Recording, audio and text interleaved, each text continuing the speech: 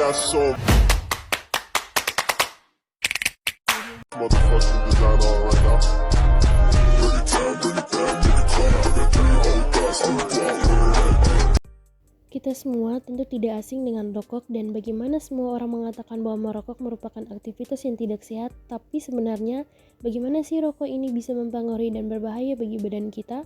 Nah, kita bisa mulai dengan melihat kandungan berbahaya apa saja sih yang ada di dalam rokok.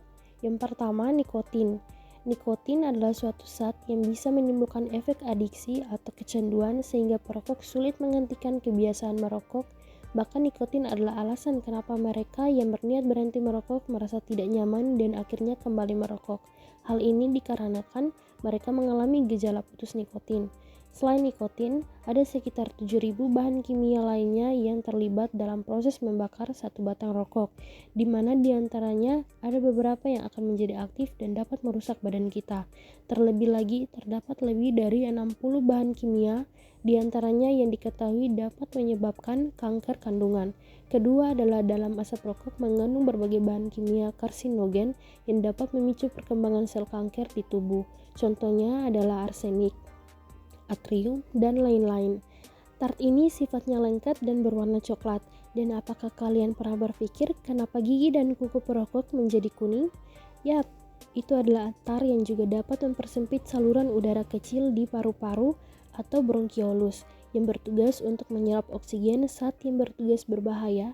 Berikutnya adalah karbon monoksida, suatu gas yang dalam jumlah banyak dapat mengakibatkan fatal karena menggantikan oksigen. Kandungan karbon monoksida di dalam darah bisa menghasilkan suplai oksigen ke seluruh bagian tubuh sehingga memaksa jantung bekerja lebih keras dan mengganggu kinerja paru-paru.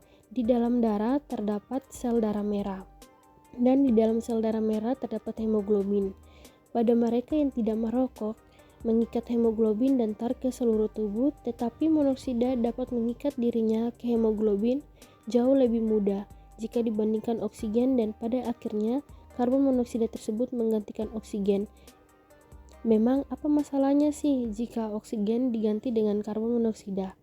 Karbon monoksida membuat darah semakin kental, dan pada aktivitas fisik seperti berlari yang membutuhkan banyak suplai oksigen, organ-organ penting seperti jantung, otak, dan lain-lain. Jadi, bagian sedikit sekali oksigen sehingga dapat mengakibatkan fatal.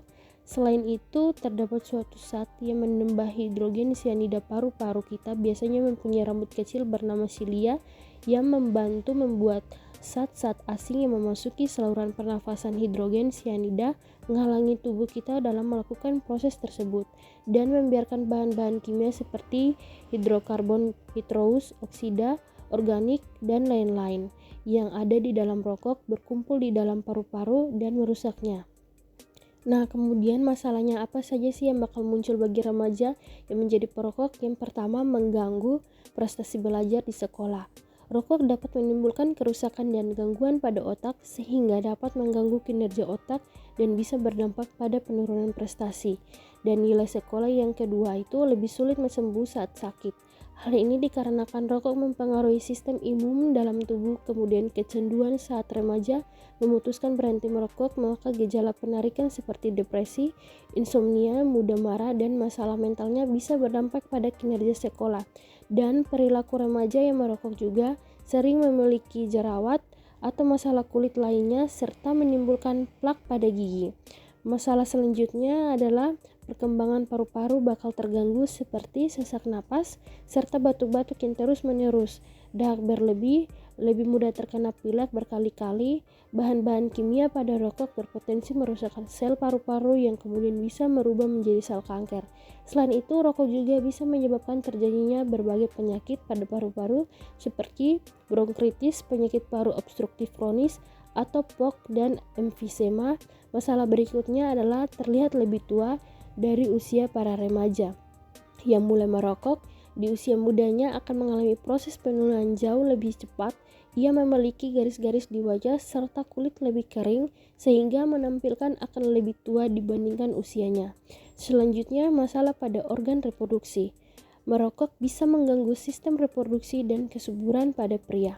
Merokok bisa menyebabkan gangguan ereksi dan mengurangi produksi sperma, sementara pada wanita merokok dapat mengurangi tingkat kesuburan. Selain itu, berisiko terkena kanker pun lebih tinggi, karena rokok mengurangi kemampuan alami tubuh dalam melawan infeksi HPV.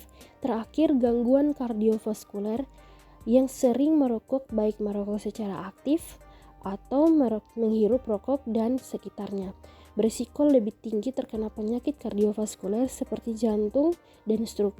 Risiko ini bisa semakin meningkat pada perokok yang jarang berolahraga, kurang menjaga pola makan, dan sering stres. Dari sini kita dapat mengambil kesimpulan bahwa merokok dapat merusak berbagai organ tubuh kita dan secara umum menurunkan kondisi kesehatan kita. Jadi yuk para remaja, kita sama-sama terbebas dari bahaya merokok. Sekian dari saya, terima kasih. Audio Jungle.